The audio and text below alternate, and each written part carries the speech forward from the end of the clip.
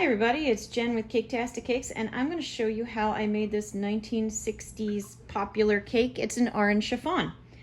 And if you like older recipes and you like cakes that are kind of light like a angel food but still have a lot of flavor like a sponge cake, this is definitely worth trying. So let's do it. And if you see me use any tools or supplies that you can use, check the link in the description. It'll take you to my Amazon shop and it'll be able to help you out. To begin the orange chiffon, I'm going to start by separating 8 eggs. We need 8 egg whites and 7 egg yolks, so I'm going to save the yolks. So this is going to take a few minutes. And I like to separate it into another bowl to make sure no shells. If I accidentally pop the yolk, I'm not contaminating my whole batch, that kind of thing. So that's 1 down. I've got 7 more to go. I'll be back. All right, I've got 8 egg whites in here, and I'm going to start whisking them up to make a meringue. I'm going to add a ½ teaspoon of tartar sauce.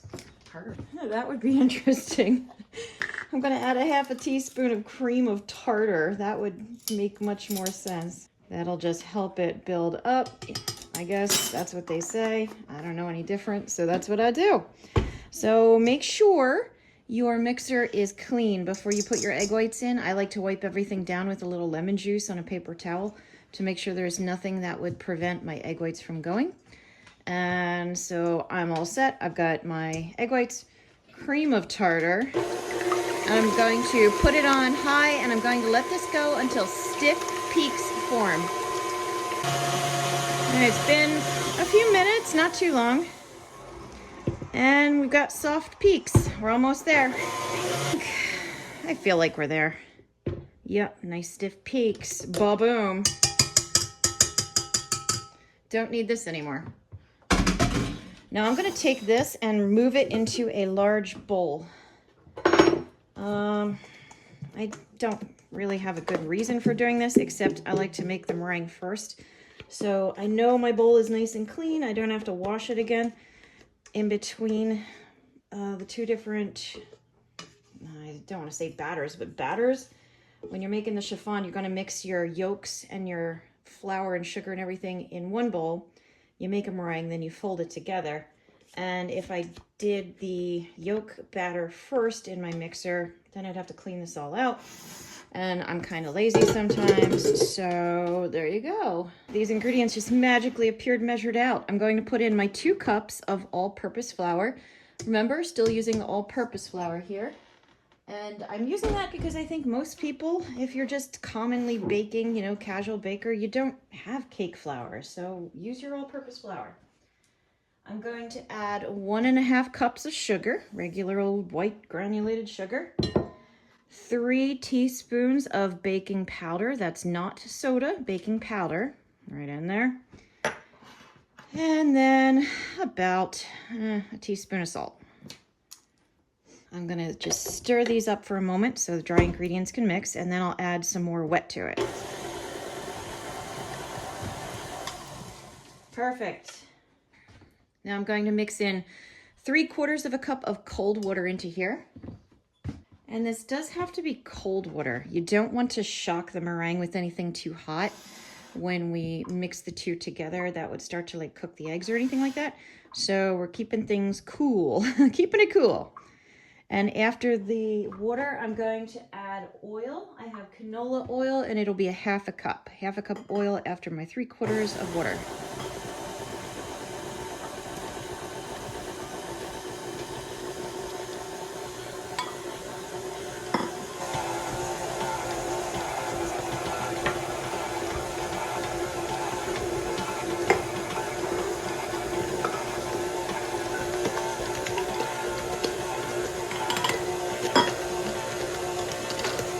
Delicious. Now it looks better. Now it looks more like cake batter. I'm going to be adding orange extract to this. I'm going to add 2 teaspoons of orange extract because I want it to have some kind of an orange flavor. And you can find this in Walmart. It might not be in your local grocery store, but it is available. It's not too hard to find. Now I'm going to start adding our egg yolks. We add 7 egg yolks to the all-purpose flour. And when you do it, add them one at a time. Let them mix in a little bit before you add the second one. If it turns out, like you can see in here, obviously some of them popped. So how do you measure that out? Just a little dollop, you know, maybe like a tablespoon's worth. It's fine. It'll be fine. The world will keep on spinning. And we need 7 of these. And if you remember, we use 8 egg whites. So you have 1 extra egg yolk that I already gave to my dog. There he is, sitting and watching, being hopeful. Okay, back to my cake. And honestly, if you were to put in 8 egg yolks instead of 7, I don't know that it would make any difference. I mean, maybe it would somehow on the scientific level, but I don't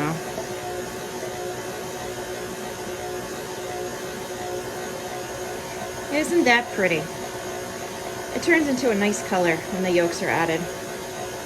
And the last thing we're going to add are 2 tablespoons of orange zest. I used navel oranges that I zested and zested. So you add 2 tablespoons of orange zest. So it takes most of one navel orange to get enough zest.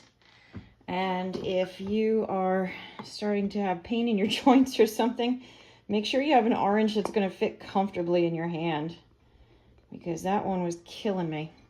Okay, so I probably have, yeah, I have right about 2, maybe a little bit more, a little less. It doesn't matter. It's flavor. So I'm putting it all in. I worked hard to get that zest. It's all going in. All right, I'm going to give it a little scrape, let it mix again. And then we're going to combine our 2. You want to put them into a tube pan. It's going to be an ungreased tube pan, so no flour, no Crisco or anything like that. Leave it naked, tube pan, and it makes an, forgive me for using this, but an ugly cake. You know, tube pancakes are not attractive looking. They're very flat. I don't know. They just don't look nice. Like, I can't even do a bundt pan. Where's my bundt pan? Like, how much prettier would it look in something like this when it would come out? So it would have the little fluting and how pretty and domed. You would never get this out if you tried to bake this in this pan. So it has to go in here. So now you got like militant cut sharp edges, but I don't know. Maybe that's part of it too. Perfect. Now, to combine our 2 bowls of stuff together, I'm going to pour my yellow mix into my meringue, but I'm going to do it very slowly and gently, and I'm going to fold as I go. You don't want to lose all of your airy fluffiness. That's, you know, part of this whole thing. So I'm going to start drizzling it on and just start folding.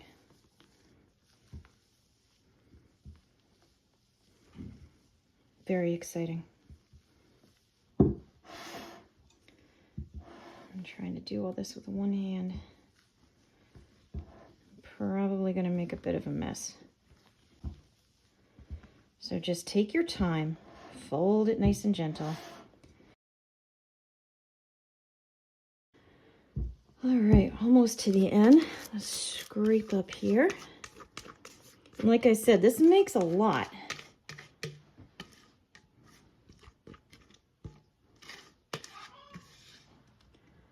Oh, the animals are noisy today. I know you have food, Cat. I know you have food. So just keep folding. I like to rotate it, scrape the sides as you go, scrape the bottom as you go. You're going to hit little pockets where it's settled and you missed. So just keep going until you don't see any like real big drastic color differences in your streaks. Like that's kind of a dark one. I can see white right here. So I'm going to go across this way. I might have a pocket at the bottom that I missed. But I think, okay, so that's going to be it. Now when you put your cake in your oven, you're going to put it on the bottom rack. Again, this is a little different than what you might be used to. You're also going to have it a little cooler, 325, bottom rack, and an ungreased tube pan. What could go wrong?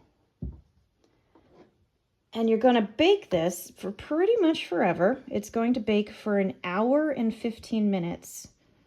About, you know, of course, adjust to your elevation, blah, blah, blah. All right, I'm going to try to get my little drips out of the way because I don't want them to burn. It's a very underrated and unassuming cake. Not much for the looks, but it has a nice flavor. All right, so I'm going to stick this in for an hour and 15 minutes on the bottom rack, 325, and we'll go from there. All right, it's been an hour and 15 minutes, and there is my cake. And it looks good. So I've got my little jar set up here. I'm gonna take this out, flip it over so it's upside down to cool, and then I'll just let it cool completely. Okay, carefully balanced on my jar so that it doesn't lose any of the fluffiness that it's got. And now I'm gonna just leave it. It's gotta cool completely. And when I come back in a little while, I'm not gonna touch it right now, but when you wanna check to see if it's cool, feel on the inside of the tube. It's gonna cool quicker on the outside, but it kind of tends to retain more heat there. That'll give you a better idea. But so far, yeah, it looks good. And now more waiting. The cake is, it's been an hour or so and my cake is completely cool. Now I'm going to get it out. I'm going to take a knife, very gently go along the edge of the pan and free it without hurting the cake as much as possible, without hurting the pan as much as possible. Now I'm going around again because I wasn't all the way down to the bottom. I got to get to the bottom. All right, now I'm going to try to free up this part because this cake sticks. It will stick, stick, stick. All right. Hopefully, okay, that did that part. And this is why you've got to cook it in a tube pan, because otherwise you're never getting it out. More cutting of the cake. I'm going to now cut along this bottom seam to free it from the bottom. Again, trying not to hurt it. You got to make sure you go all the way to the center. See, I obviously must have pulled something. Got a little high off the pan. We shall see.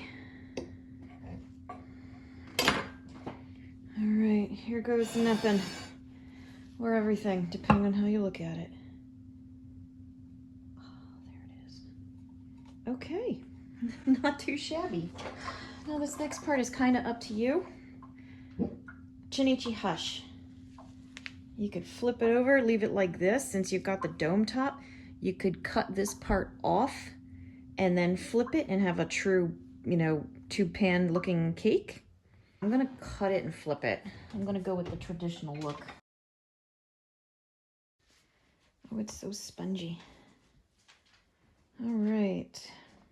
Now it's sitting much nicer, much flatter. My last little magic trick, I'm going to add some glaze. It's certainly cool enough that it won't hurt it. I've got powdered sugar, some more orange zest. I juiced a couple of the oranges that I had zested already. So I'm just going to add enough juice to get a glaze out of it. I'm not really measuring anything. Just going until it's a nice consistency.